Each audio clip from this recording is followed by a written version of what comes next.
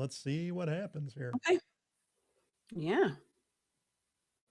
I'll go on YouTube and see what happens. It says live. Are we live? Excellent. That's exciting. Yeah, and look, the signal on this says excellent now, so we don't have the So we're not going to drop off like we did yesterday. yeah, Yeah, gosh, I can see Riverside. her live on my phone. Awesome. I was on YouTube on our analytics this morning looking at it, and there's a thing now to add for have AI. You could ask YouTube has its own AI inside of it now, shockingly, because it's Google. Oh, good. Yeah. Right. So I'm like, It's analyze our Gemini. last upload, and it was the live. And it Yeah. said, Oh, God. this was plagued by significant technical issues. You should fix those before you go live again. You're like, thanks. We know. Yeah, thanks, Thank you, man. Riverside. Yeah. Oh, thanks, AI. That's genius. Yep. I had no Thank you, idea. Riverside. Yep. Oh my gosh, that's so funny. Well, I think we fixed it. Although I feel like you can see a lot of my mess back here, but I have a work table there for crap. Yeah, it's a wider shot this way. So I don't know. Right. You know, we're using OBS Studio, everybody. And I meant if anytime we mention a brand name, we'll make sure to clarify they're not paying us. You probably Right. were not confused by that, because I'm sure if you were watching, you're like, are these guys paid by anybody? No, we are No. not. We are trying to get paid by someone. I know, we're trying to get paid. Right. Yeah. We do this so for, you know, it's for fun. And I just saw, I was just watching this TikTok video and it was great. And this guy was saying, he had somebody reach out to him about his YouTube channel and was offering to do edits for him, was trying to become his editor. And he asked the guy, he's like, well, what's your KPIs? And the YouTube guy's like, what do you mean? And he's like, well, what's your goal for doing this? And he's like, authenticity. He's like, I don't care what my views are, how this looks, anything. He's like, I just want to be me. I want to talk about the things I like to talk about. If people watch it, great. If they don't, great. But I'm going to be me always. I'm not going to trick anything. I'm like, oh, that's great. Right. Exactly. Right. That's what we are. We're not playing the games with everybody. We don't try to do the silly hooks. We don't, you know, we're not playing those games. We just are who we are. We're good at what we do. We invest ourselves into people's businesses way too much. We both think we're very guilty of this all the time. We have to try to tell each other we can't care more about a client's business than they do. And yet we do. And yet we do. In most cases. Yep. So, but we just love, you know, we just love it. Love what we do. And it's for me, it's a problem solving thing. I just like the problem solving and like, okay, we can come up with a plan and let's put this thing together. So that's what I love about it. But I don't know. No viewers, no chat. I know. No viewers, no chat. Shocker. I think it's interesting. I watched Jake, the marketing wizard, on TikTok today, and he said something about this is what we do at Hitch. Is that his like company? I guess I don't know Yeah, that Jake reference. and I are connected on TikTok, and I think we're connected on LinkedIn now too. But like it's Jake. interesting. He did a really great live on TikTok today where he answers questions and people come in and ask him about ad spend and all of that stuff. You know, I just think, I don't know. I just think that people miss a lot of opportunities to connect with a lot of real people and get their questions answered. Yeah. Because they're chasing the big creators. They're chasing folks like Gary Vee and Grant Cardone and Tai Lopez, who have been so far removed from their original business function. And they can be motivating and they can give some decent advice, right? Like, but I think lately, and we've called this out in our last live, lately, they've just sort of been all over the place and just chasing engagement. But to be honest, like, I think some folks that are in our industry that don't always have, I mean, Jake, you know, the marketing wizard has like a huge following, right? Like his following is decent. But there's a lot of folks like us who have a lot of knowledge, but we're not a brand personalities. We don't have our personal brand, right? That I think people miss out on to get some of their really important marketing questions answered. Like he was talking about different ad creatives today for Meta and kind of like why that matters now in the new, in the Facebook ad setup and Andromeda and AI. after, Yeah. And like, yeah. And I don't work in that space, right? But it was interesting for me. And I was like, that's a lot of good information. Like he gave a lot of really great information, which is what we do anytime anybody asks us a question. Will be so helpful, right? Like we don't gatekeep anything. And so I think people miss out a lot of the times. It's a really missed opportunity to ask folks like ourselves or other people who are willing to show up somewhere and do lives about topics that usually don't generate a lot of engagement, right? To ask us, like, it doesn't hurt, I guess is all I'm trying to say. The problem is that, what we talk about though, because we're not trying to sell a dream. We tell people this is hard. It takes time. There's iteration. There's a lot of testing. For us, like we have an offer running right now for audits that we can do for folks. So it's obviously it's a lead magnet for us. Pure simple, right? It's a lead magnet that we're trying. We have tested out different ways. And I am constantly tweaking the landing page, the creative, the copy. It takes just regular, tinkering and testing because nothing is going to work right away. If it were just that easy, then everybody would do it and everybody could make tons and tons of money. It's the testing and the change and the knowing what to test and what to do next. That's the expertise. But, if it were just so easy, then everybody could do it. And I'm not saying it's rocket science. Don't get me wrong. Marketing is not rocket science, but there's still stuff to learn. There are things, Nada and I, after years and years of experience, some of the more valuable things that we bring to people are what not to do. There have been previous businesses who have paid for our learning. Yeah. That we don't bring to you. We're not learning on your dime now. We're coming in to execute. I mean, exactly. Yeah. That's the thing though. It's like, we're not promising you 10x anything. We've combined had like 45 years of marketing experience in acquisition and retention equally, right? And branding and working with businesses of all sizes with all kinds of budgets. And it's like, I try to like think of, all that, like when we thought about all the services that we could do as a consultancy, as an agency, there were too many to freaking put on paper to be like, how do we make this less confusing for people? Because yes, we can do all the things. We can build your Shopify store. We can do marketing for your Shopify store. Yeah. We can do, Meta ads and Google ads and retention in all different platforms, right? Like MailChimp, Klaviyo.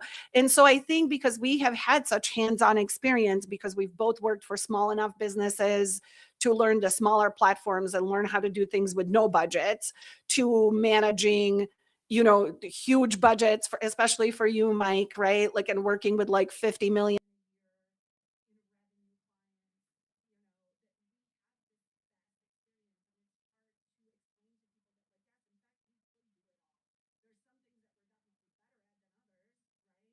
Mm-hmm.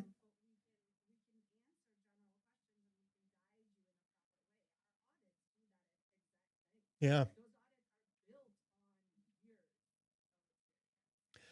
And I think, a lot of the agencies that are out there,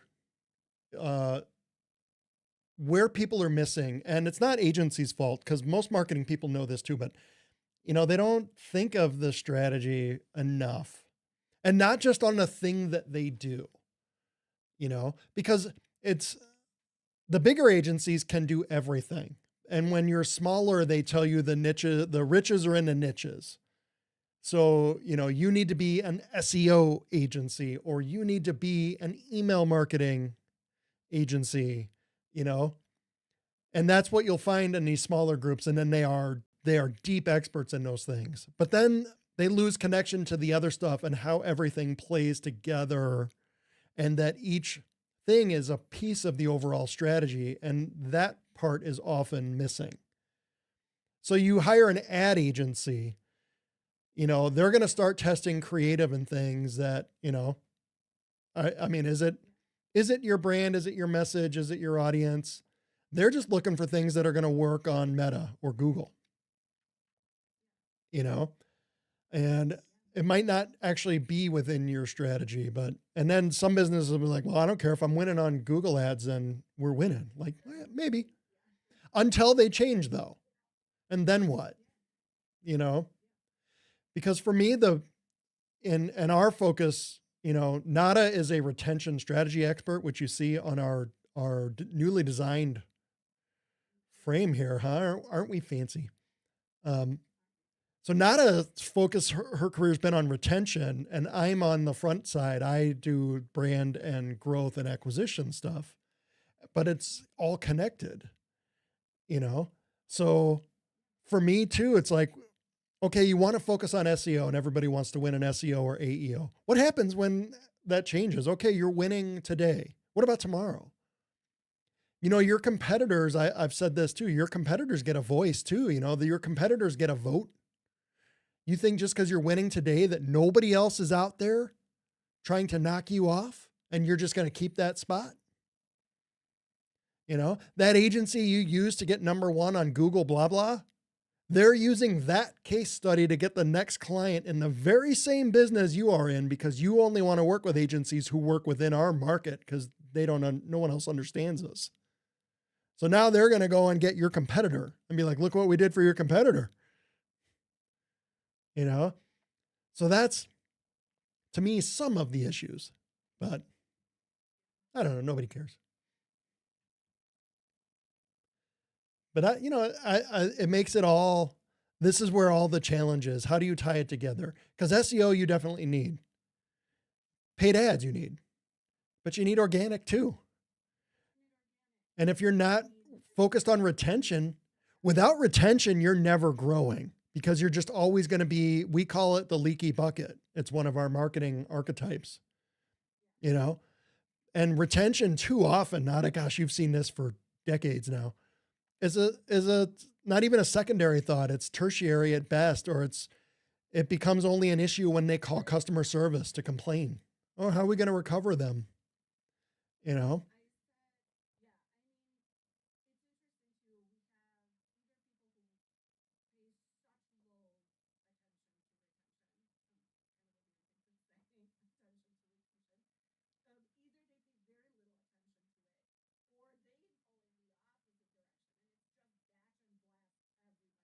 Yeah.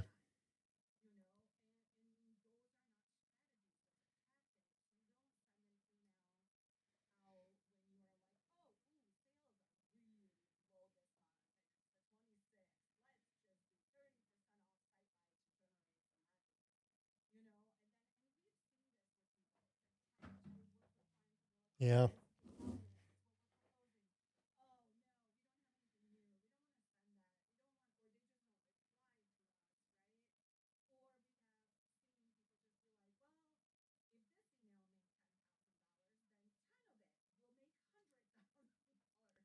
Yep.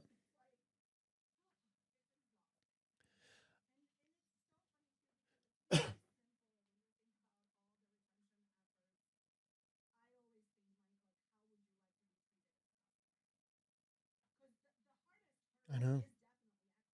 Yeah.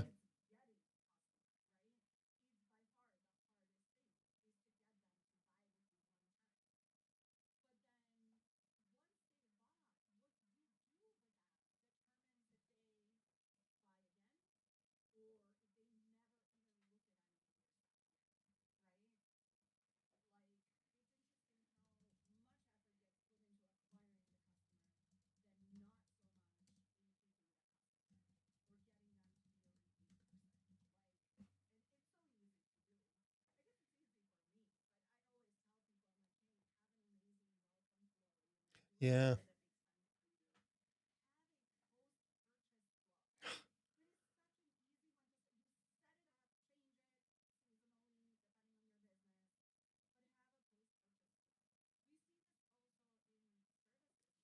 Mm-hmm.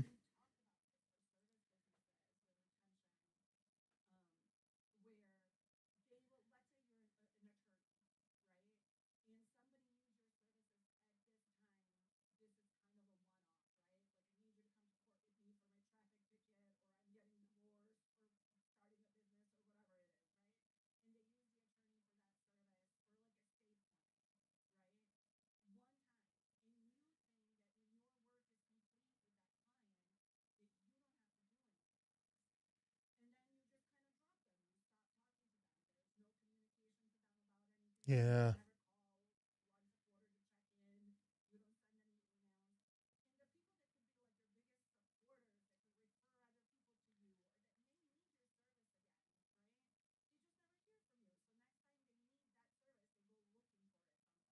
Yeah.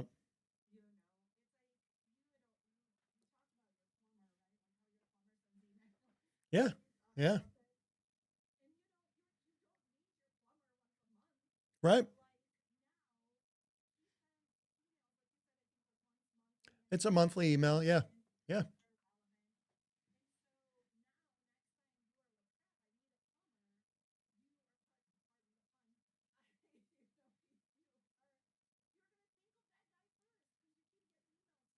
Yeah. Yeah.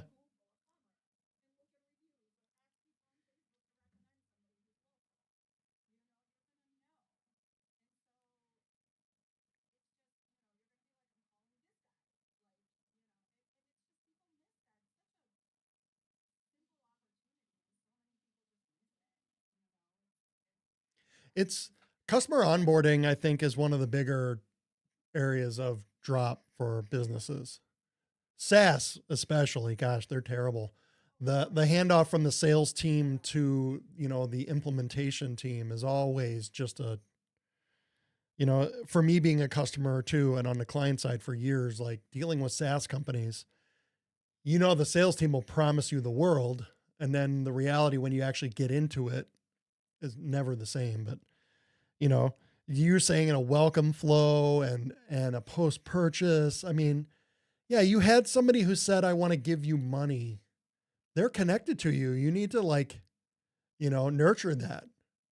It's not just like, hey, thanks for that. We'll see you next time. Next time you need something, come on back. Like there's so many. And again, you have competitors out there. You got the purchase this time. How are you going to get it again? Are they going to go try out the next one? Because they're not a raving fan yet. A one-time purchase is not, a forever thing. You don't have a fan or a real customer until they purchase again. They come back. They had other options. They've seen how you operate the first time and they came back.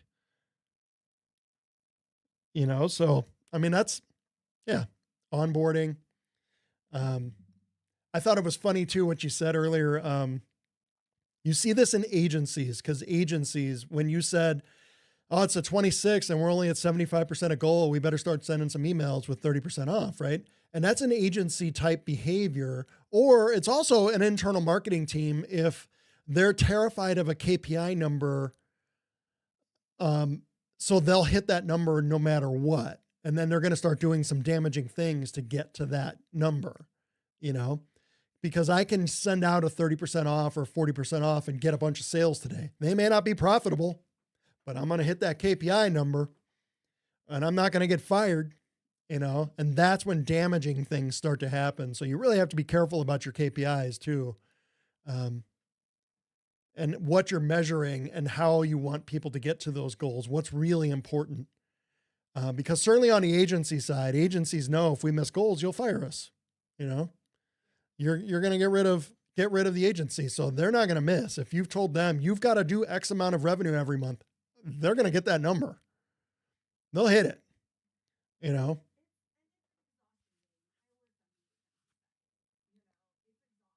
Yeah.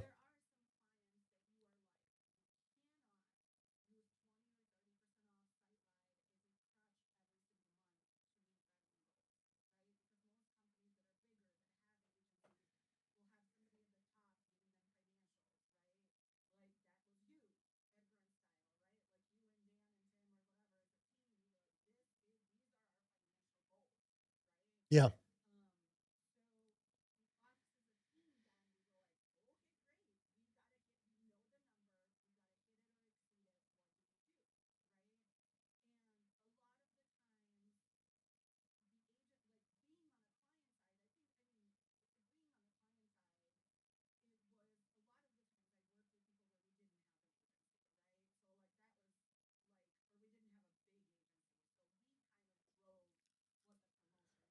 Right.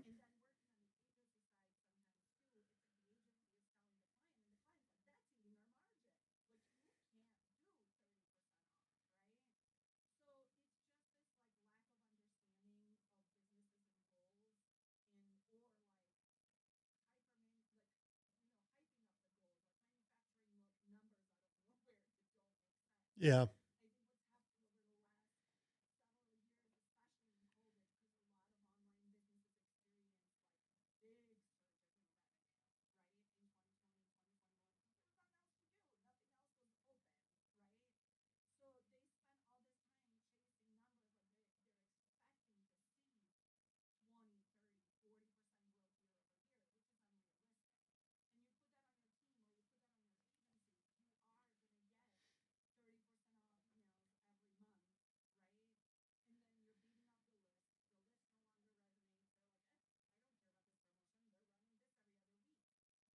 Yeah.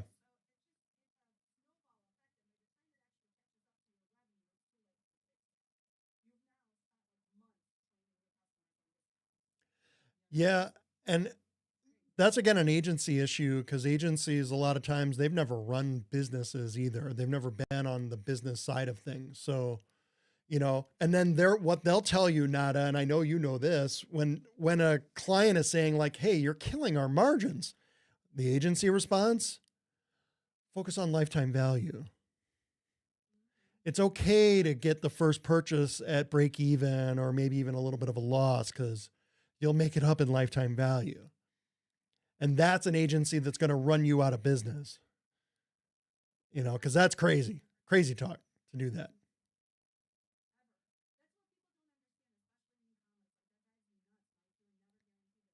Never. Yeah.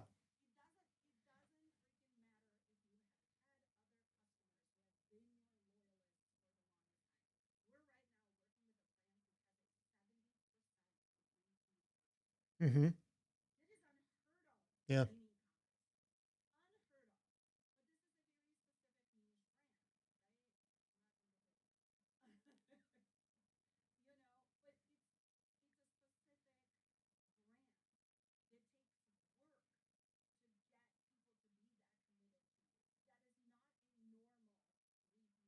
Yeah. Yeah.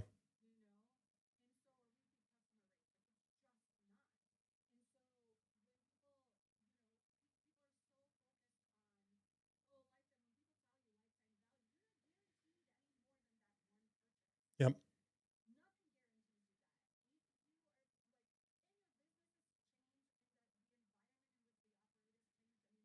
Right.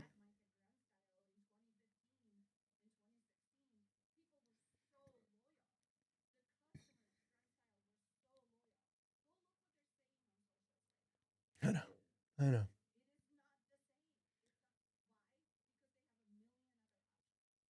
That's the thing. Like, yeah.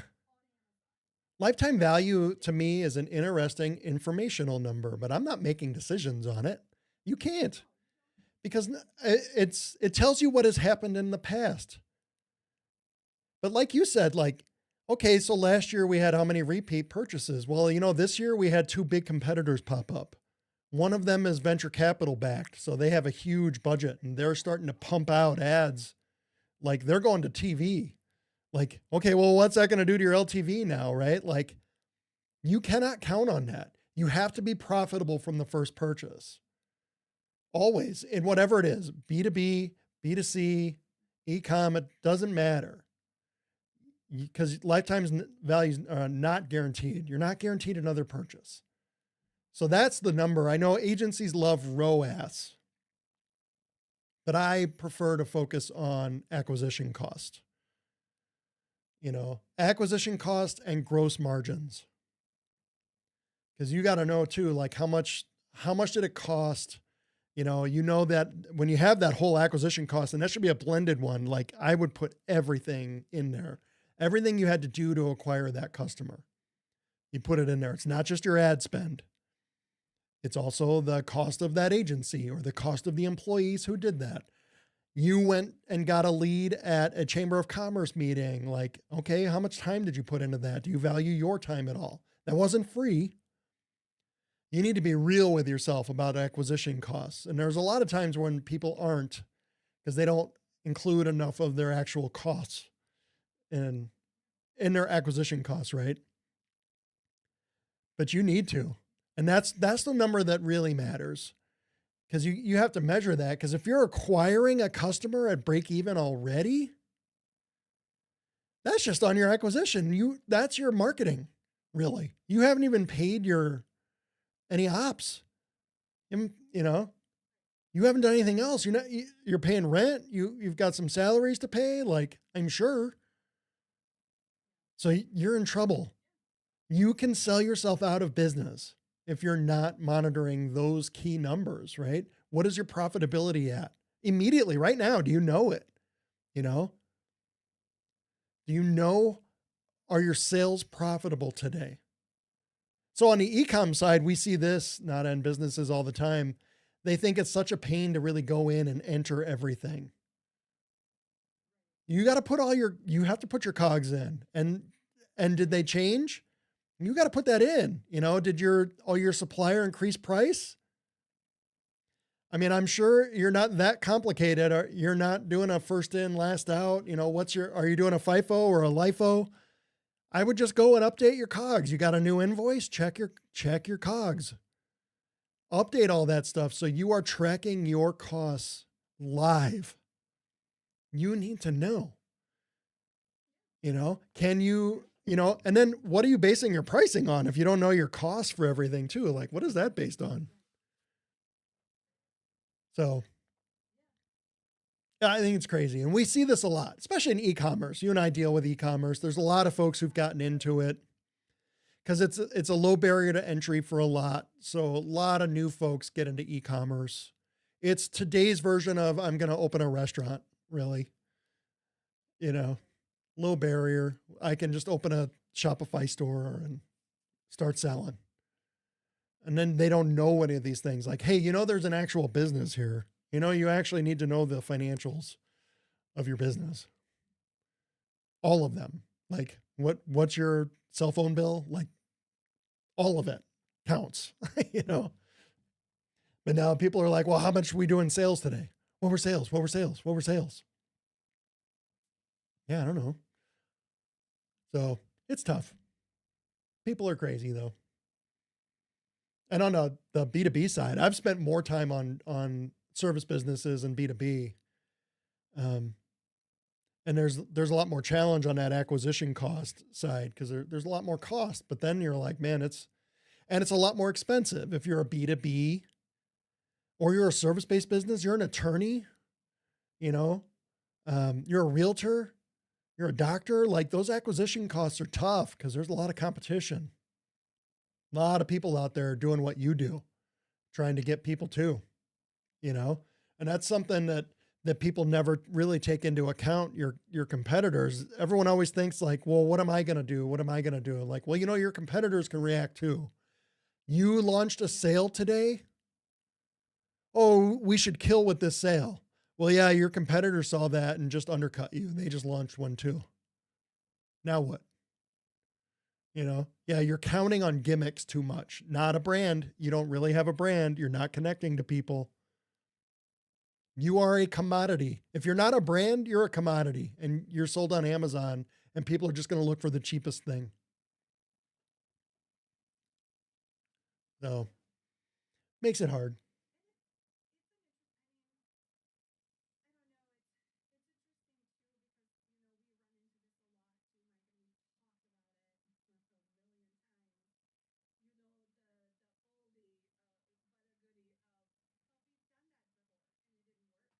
Yeah, we tried that.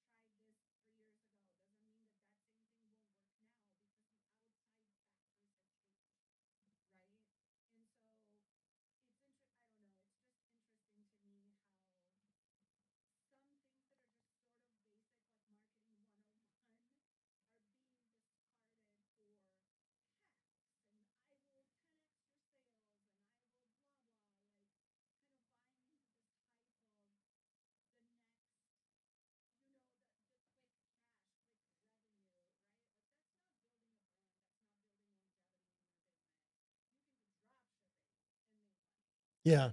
Yeah.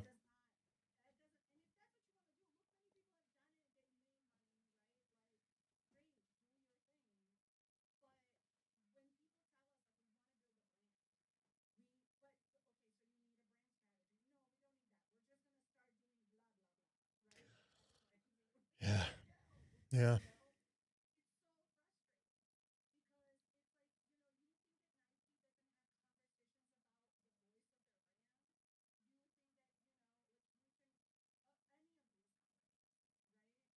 Yep.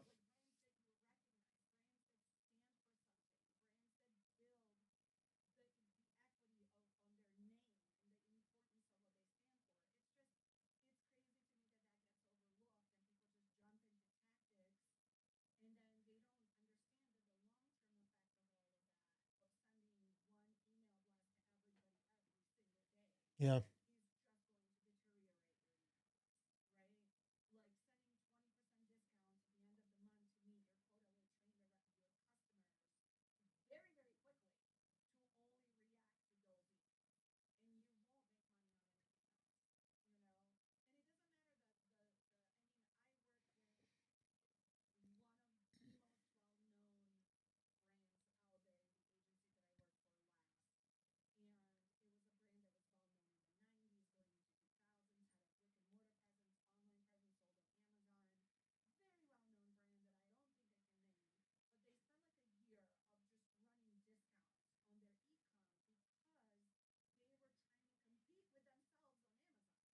Right.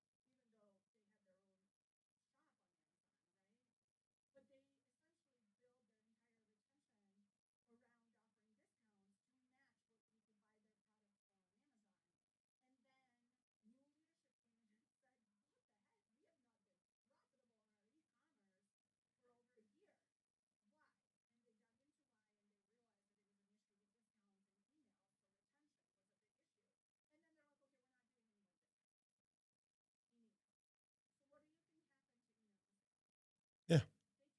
Yeah.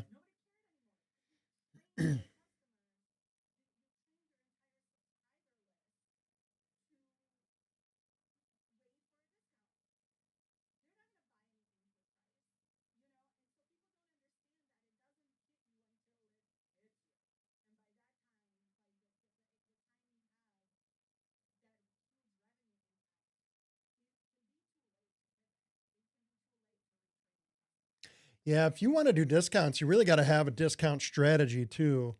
And like, I tell ecom stores like, hey, like 2 big sales a year. That's it. Black Friday and Cyber Monday, and do one in the summer or spring maybe.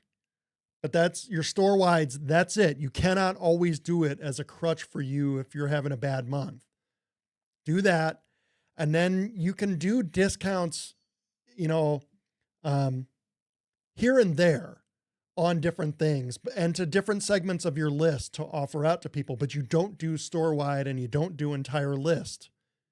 You just do that 2 times a year. Right. Cause then, and even then, like I would say, like at Grunt Style, for example, we would have products that were green and then green phase, amber phase, red phase.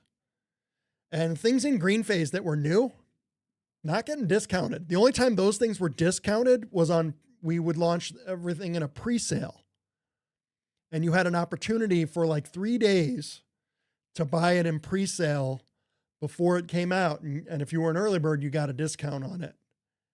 But once that was gone, that's it. And it's live. And if it's selling, we're not discounting it. And it's not going in a sale. It's not going on the store, your clearance. But that's another thing like you can have is a clearance page on your website where you're discontinuing things, but you can't put things on clearance that you're then going to relaunch again at Black Friday. Like it's got to be being discontinued, and you should only be doing that because it didn't sell.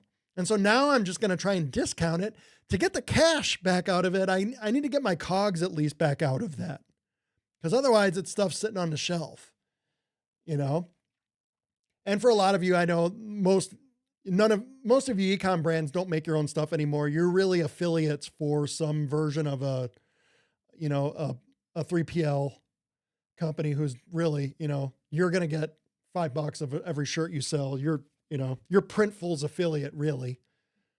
But you got to have a discount strategy. There has to be a real thought out strategy to what you're doing, how you're doing it, when. And the worst mistake you can make is starting discounting things out of desperation because you're trying to hit a sales goal or you need money now. That's never going to go good. Yeah. And like you said, you're training customers then to just wait. I'll just wait. Like, oh, I like this thing. They'll put it on sale. I'll wait. So you're training people on how you want them to act with your brand. And I think too, God, Amazon, like if you sell a consumer product, if you go on Amazon, you better have a very powerful brand. And even then, like some of them, when they're on Amazon, like Nike and stuff might be out there. And I'm not sure, I don't buy Nike. But they limited products, right? To them, it's more like the Nike, like clearance store is what they would use Amazon for, or the big brands. But if you're going to try and go there, you might be excited or think, hey, we sell online, we have to be on Amazon.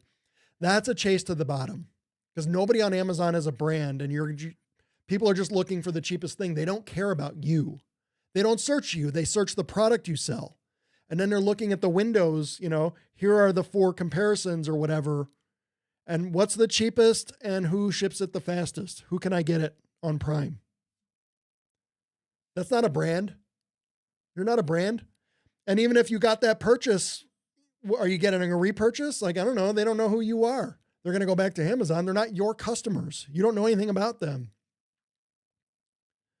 So I don't think it's a good idea for people to be on Amazon. Unless you're just you're a drop shipper or something and you're just trying to sell stuff as much as you can, make some money. But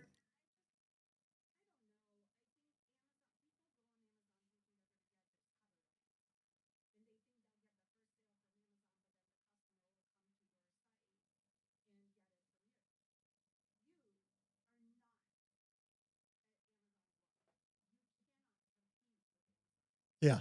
Yeah. Right.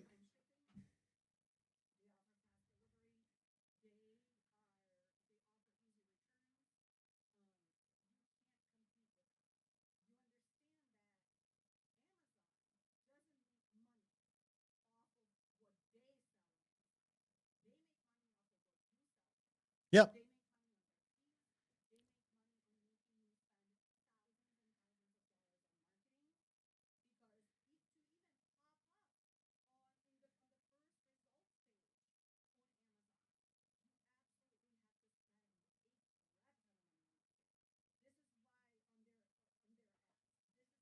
Yep.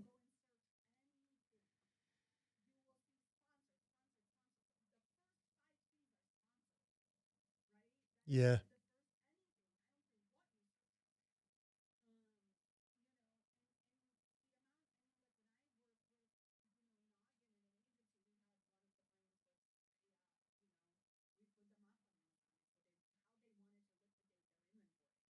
Right.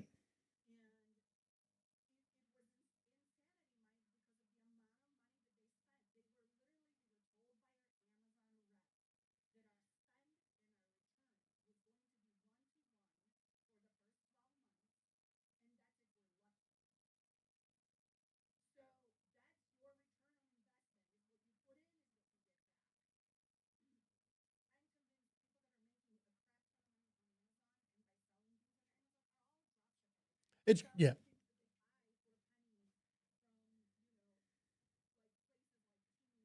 Chinese companies. Yeah.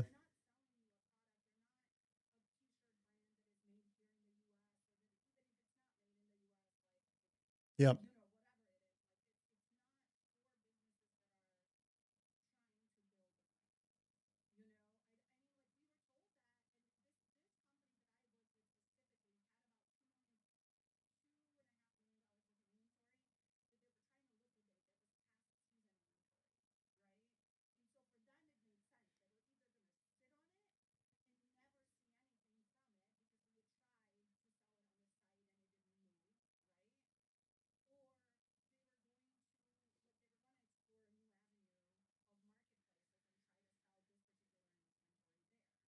Mm-hmm.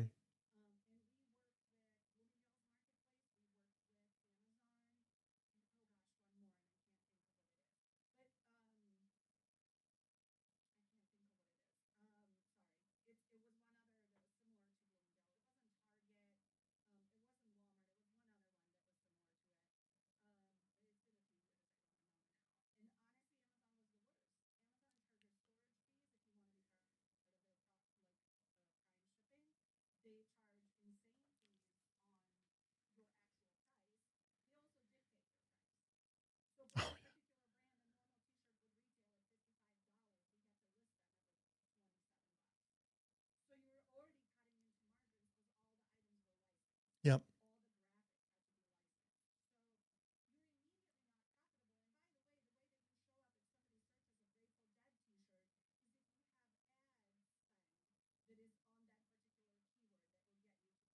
Mm-hmm.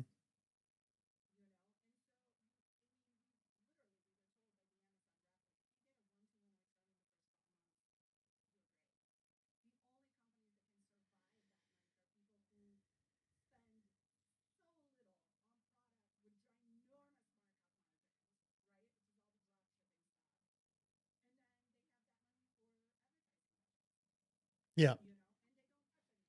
Yeah. No employees. Yeah. Nothing. Yeah. Ugh. I couldn't imagine, that to me is one of the problems there with Amazon is that, again, you're not a brand. And so many say they want to be, but, it's so hard to compete. And I don't know how people are, myself personally, I absolutely, on Amazon, I never click a sponsored. If I'm searching for something, I don't ever click on a sponsored. I assume they have gamed the systems show up there. And it doesn't mean because they're the sponsored post that this is the best products. So I never on Amazon. I don't trust the sponsored posts. And I don't really on Google either, but sometimes what I like to click on the Google ones, like I did this today because I was researching websites for landing pages. And so I was searching Neil Patel Digital, and he doesn't bid on his own keywords, right? So other people were showing up. So I was clicking on all of them. I'm like, what did they say? And so one actually had a good landing page. Like, were you considering Neil Patel Digital? Here's why we're different. I'm like, well, that's kind of a good idea. But I do like to click on brands' sponsored posts just to charge them the money for it when I don't like you. Yeah.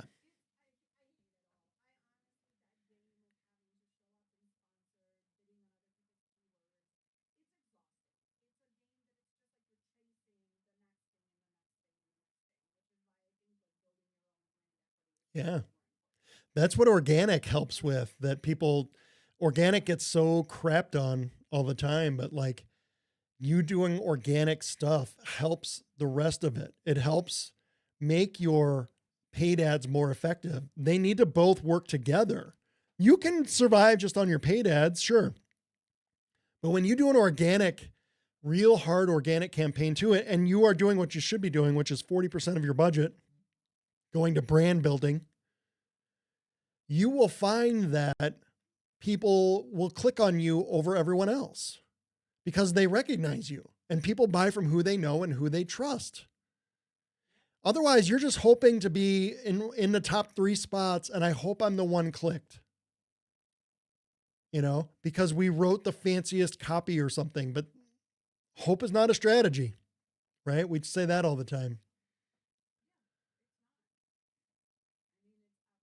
But that's what brand support will do for your, your paid ads too. Like I know Neil Patel, so I was Googling him specifically, and then I see these other 3 brands pop up because he's obviously not bidding on his own keywords because his brand is powerful.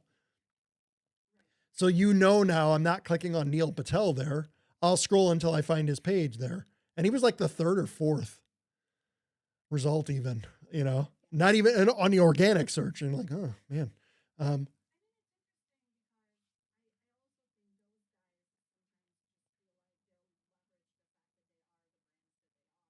Yeah, of course. Mm-hmm. Especially if you're Googling Neil Patel digital, you are the intent behind the search is there, right? It's not Neil Patel alternatives, I'm searching Neil Patel. So it's funny that those other 3 bid on it. And I wonder what it does for them. But I tell businesses you should bid on your own keywords too. There's nothing wrong with capturing that high intent search. Do you want to give it up to your competitors? Are you willing to roll that dice? Why would you do that?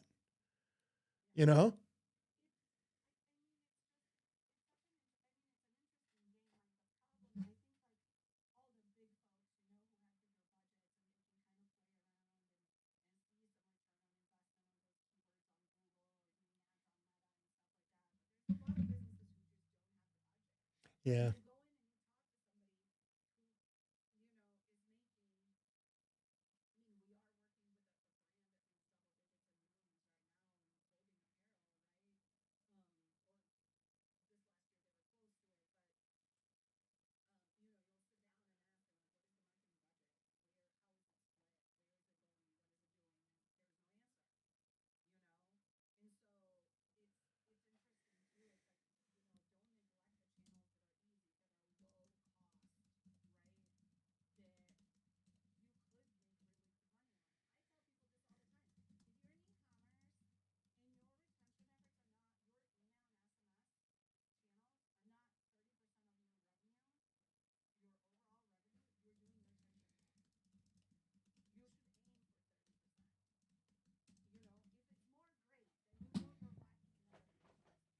Check your message.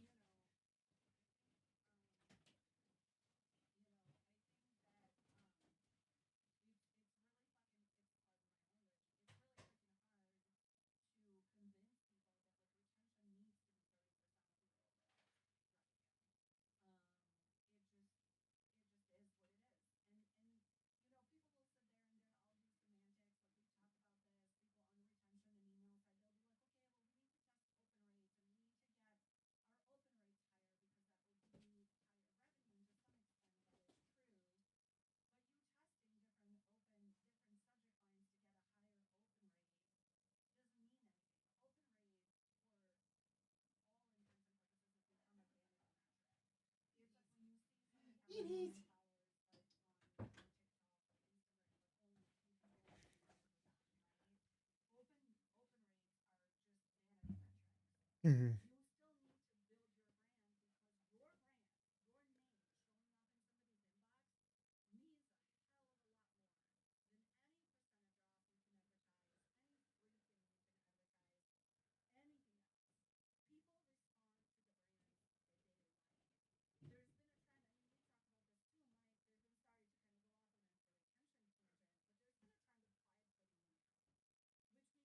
Yeah.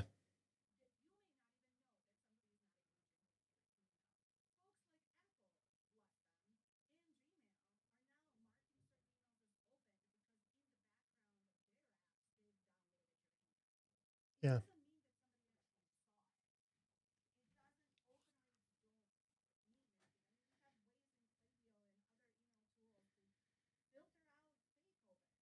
Yeah.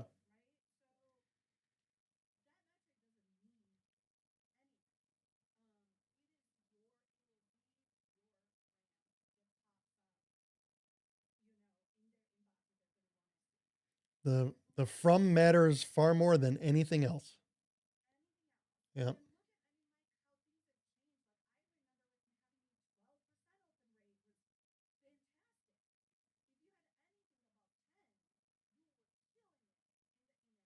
Mm-hmm.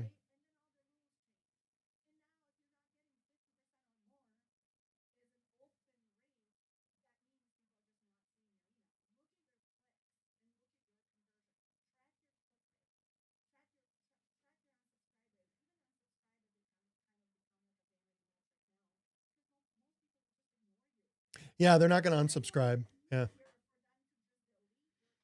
Yeah.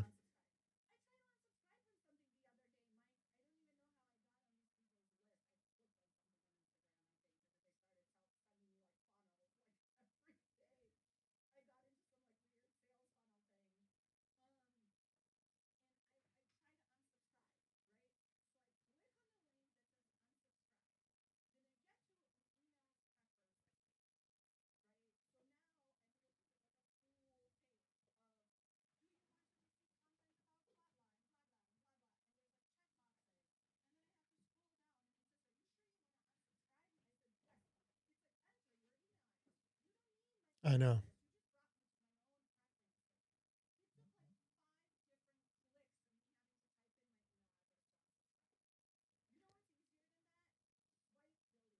Yep. Or I'm going to start reporting you as spam too. Spam and block. Spam and block.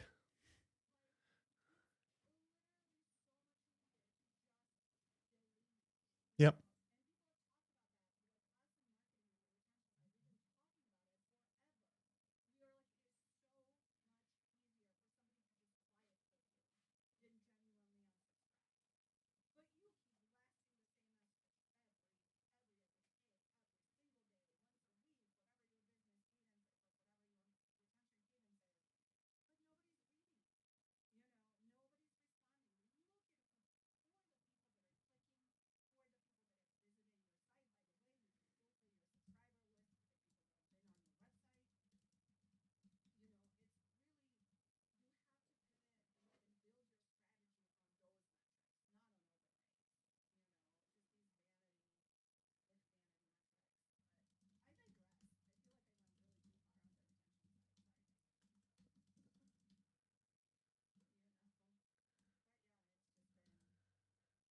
Oh, man.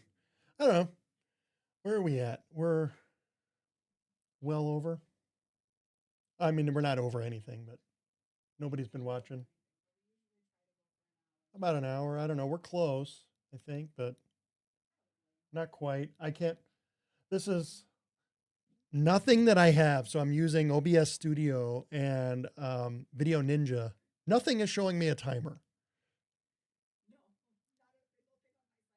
So I'm, and I'm on YouTube looking at our channel.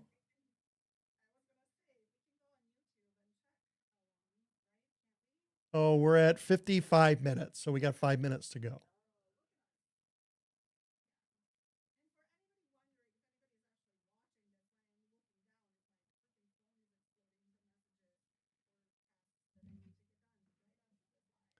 Yeah.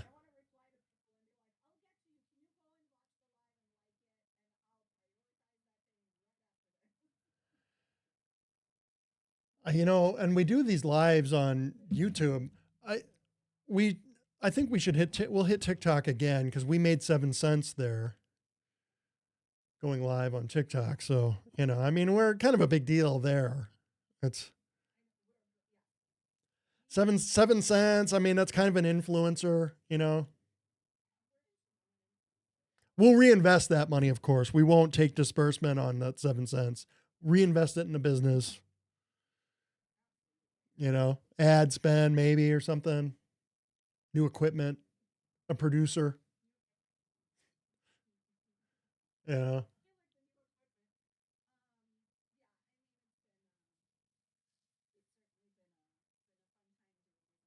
This has been, by the way, way better.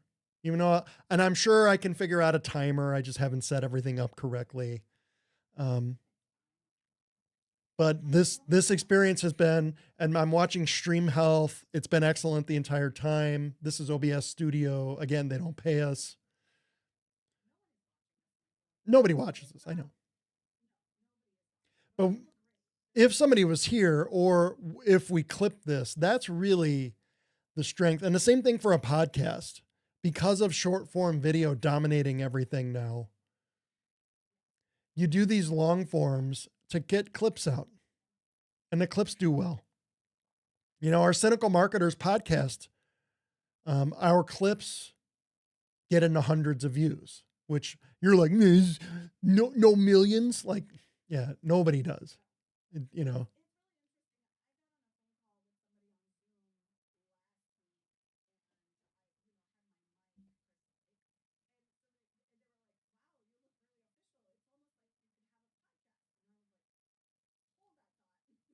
I do. I can't believe you didn't know that.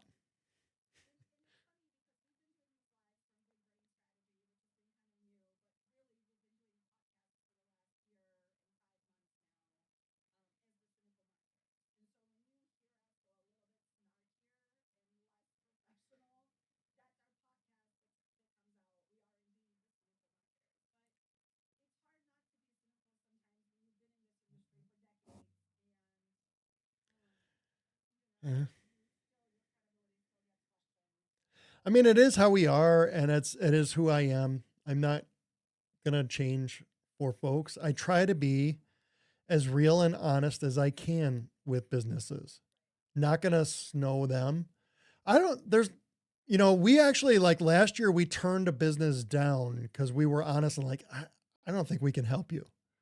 You know, we have said no to people because we're like, we don't think we can help you. And we had another client that we thought one of the service lines we were doing for them, we're like, I don't think you need this. And we cut it and we reduced our fee. Ooh, agencies don't do that. They'll go until someone's mad and, they'll keep taking that money.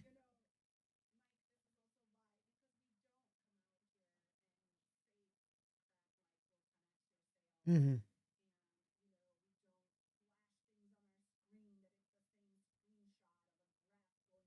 I know.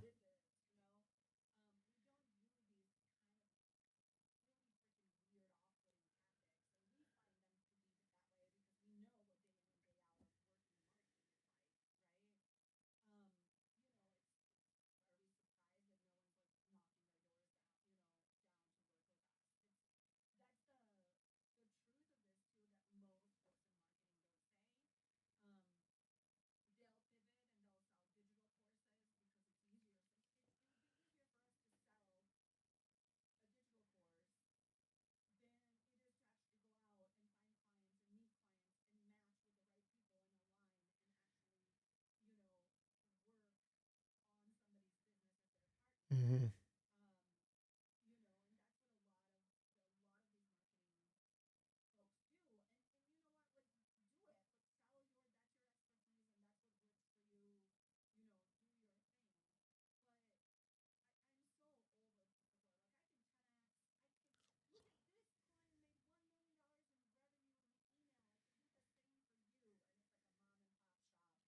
Yeah, I see that. SEO guys are like, look at this website traffic. Like, you're showing a very like, and it'll move like this, so you really can't focus in on anything. And then you're like, okay, but that was all SEO. Like, any of that paid? Like, and is that actually that client? Like, and like, there's plenty of tools and things that are out there. Like, you can fake screenshots of things. You know, like,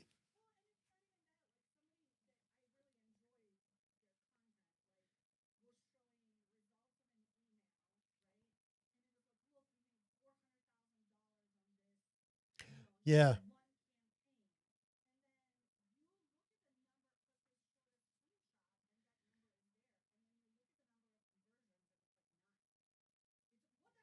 what are you selling? Right.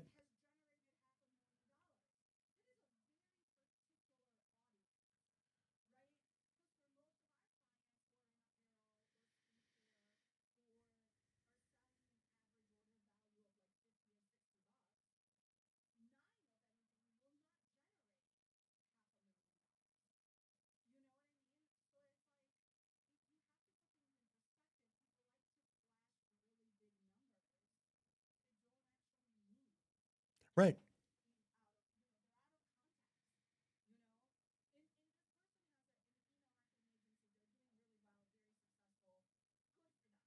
Yeah. Right.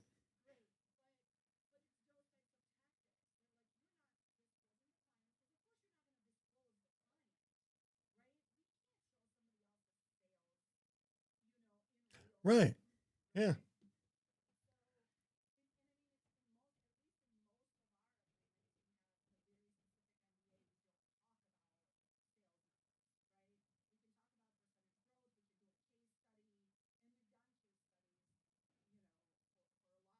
Mm-hmm.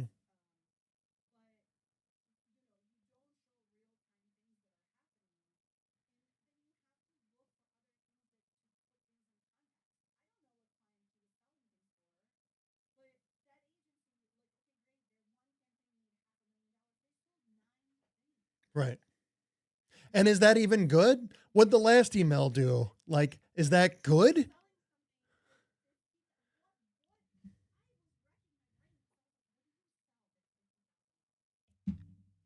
I don't know. Through email, right? That somebody clicks your email and goes and buys it.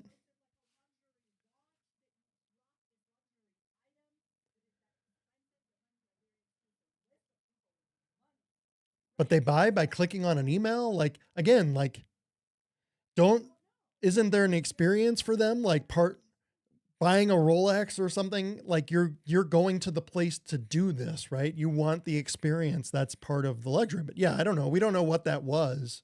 Nobody does. Yeah.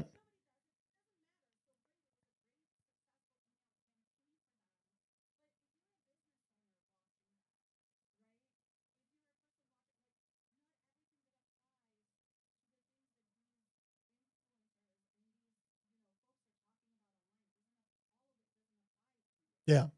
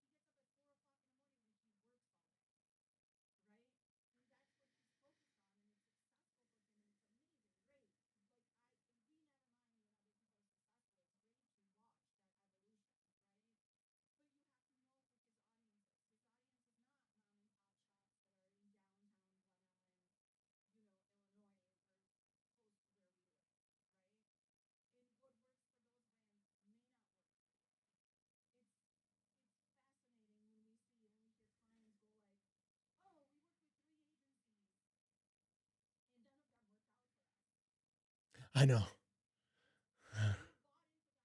Yeah. Right. It's what a lot of agencies are out there trying, and the churn is so high. They always have to be on the lookout for the next client, next client. So they're always in acquisition mode, hardcore.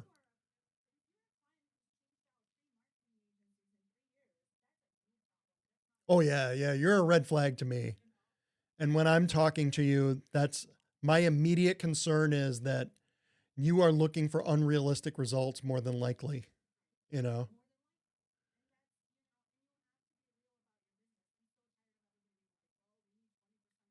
Yeah.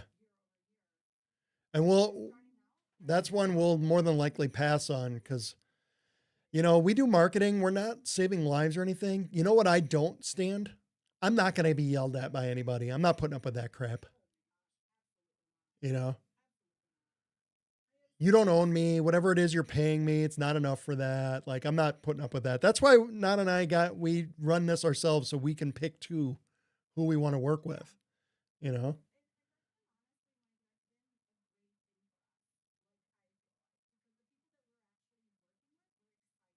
Yeah.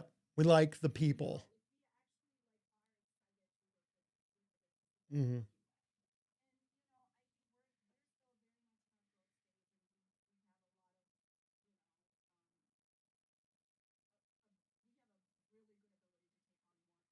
Yeah.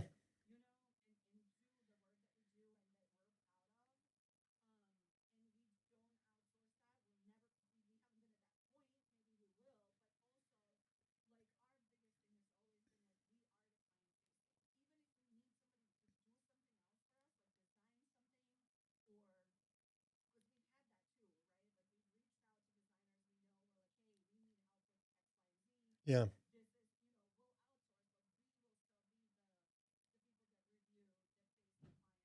Right. It's not the client's problem. We'll handle it on our side and just give them the deliverable.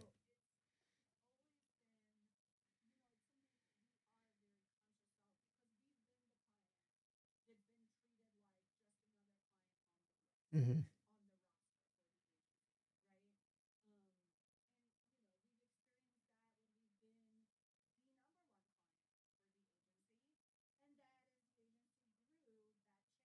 Yep.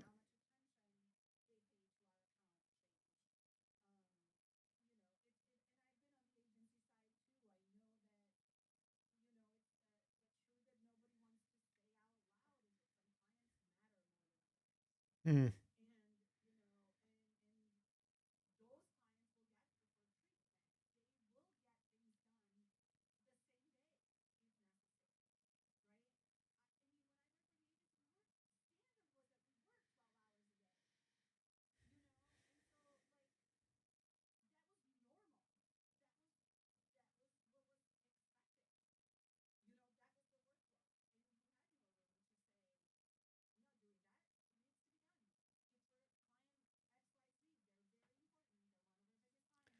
I'll I'll tell you another dirty secret too. If you're, you want to sign with big fancy agency, but if you're not a big fancy business yourself and you're one of their smaller clients in there, so agencies like, you know, there are a lot of agencies out there who use the smaller clients as the testing grounds for the big name brands that they want to keep happy. So strategies they're going to test and things are going to happen on your account. And they're going to tell you this is all about our strategy. This is how we're testing things. But really, they want to keep fancy name happy. So they're going to use you to do that. Yeah.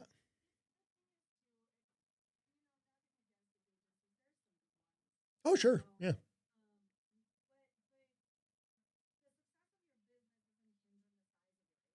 Right. We have failed too. We have upset people. We've failed and we've had bad engagements. So we're not perfect. You know, we're just people.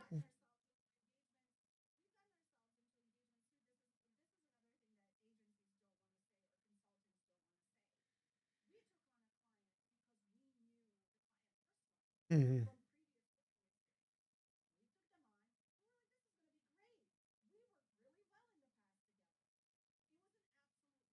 Yes.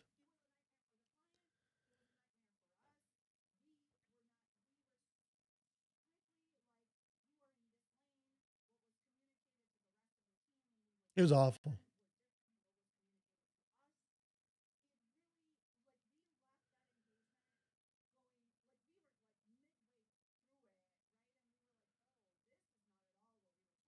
Mhm.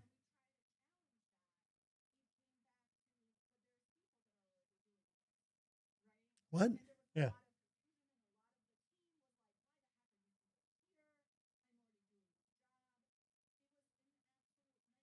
Yeah.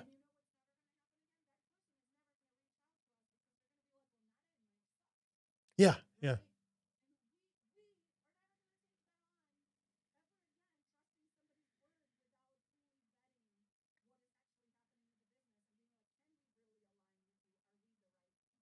Who else is in the decision making process here?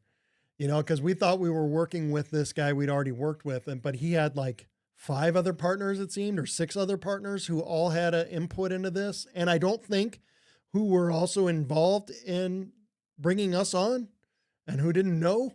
And it was kind of a surprise to people because then the job we were brought on to do, there was somebody on that team doing that job, And he's like, whoa, whoa, whoa, what are you guys doing?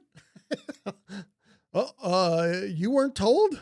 Like, oh, it was a nightmare. But yeah, it went badly, you know. But yeah.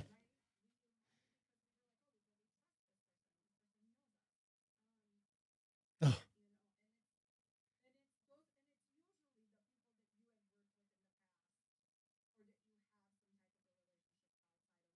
yeah.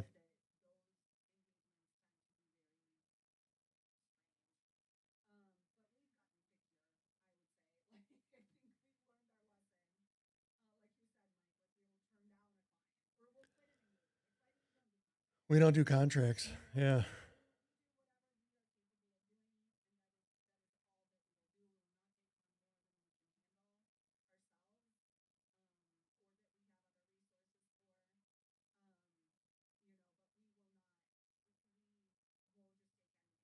you get nuts with me, or if get this feeling all of a sudden, because it'll happen with smaller businesses, especially where they think now, because they're paying you, now I own all of your time at all times of the day. And you're like, no, absolutely not. I'm doing the work for you, and here's when I'm going to do it. And that's also why I do this kind of work, is because I'm an ADHD person. So I might be working at 3 o'clock in the morning, um, because I just work at random different times. But, when you're messaging at like 8 p.m. and you're like, where are you? Like, not responding to you. No, man. Like, no. You're not at that pay level. There is a pay level you can get to with us to get that, but you're not at that, like you're not there.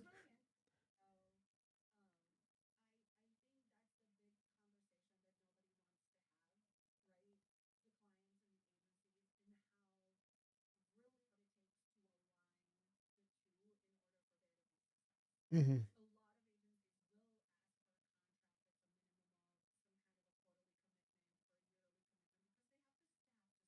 Yeah. They didn't tell you that as they're bringing you on, but there's actually nobody to work your account right now.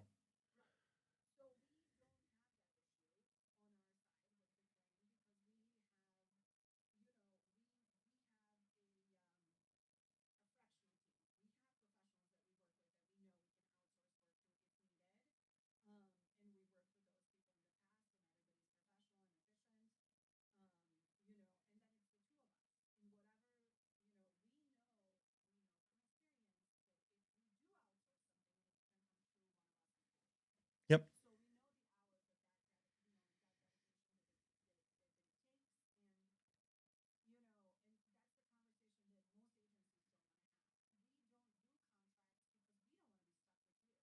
Right. Which we would want it to be a two-way street, because obviously we could do it with a contract where we have the easy exits, but we want you to be able to exit too. If you're not happy with us, go ahead and fire us. Yeah.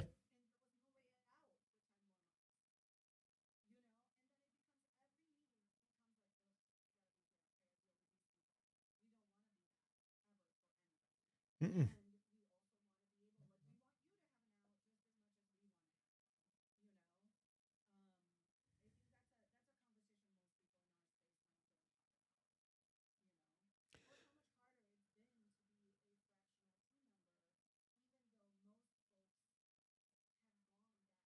Mm-hmm.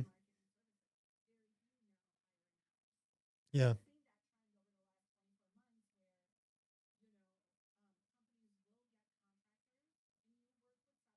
Yeah. Yeah. I've been one. Yes.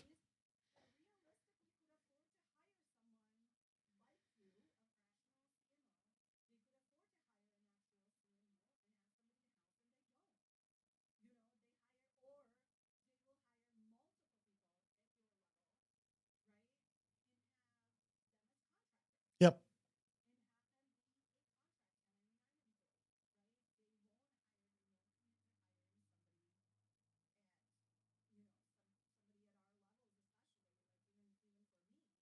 Yeah. I mean, one of the last engagements I just wrapped up was for a $50 million plus company. And there were two others like me. So three like CMO level, and we were all fractional. And I was focused on the brand lane, and one of the others was, that's it. One of the other guys was a tech marketing specialist, and then the other one was on paid, you know. Yeah. Hmm. I had a it was a project and a tasking, and here's the goal for it, and get it done. And they're a $50 million brand, and I think they do have somebody in house as their CMO now. Um, but actually, what I learned from those guys, I actually like the setup in their department, and I think this is the way for most to go. Um, two or three team members. One is a senior, one is kind of a project manager ish, and then maybe a designer, or a producer of some kind. And then everything else you're going to manage is in contractor relationships. So you've got a core team there to help you with your brand and your message and the institutional knowledge that you want to keep and build over time. But then you're hiring experts in lanes, which I think is most businesses should be doing that. Yeah.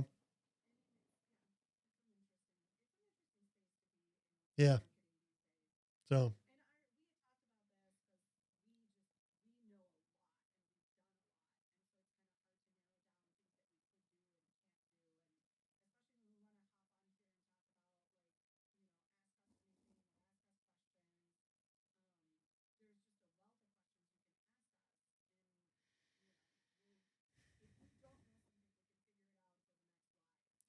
I know on LinkedIn right now, I have a former employee of mine who's been messaging me, asking me questions about event pricing. So I've done events and I used to have an event company even.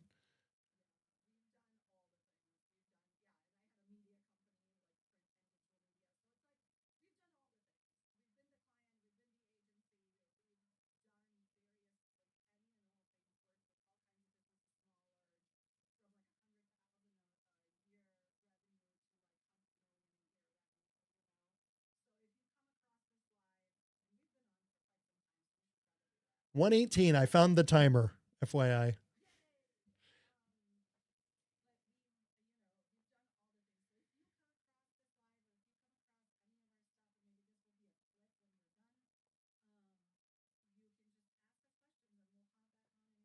Yep. All right, everybody. Thank you very much. Well, we've had 2 viewers, so I say thank you, but to those 2 people popped in and out. So thanks. Yeah. All right. Good live. All right. That's it.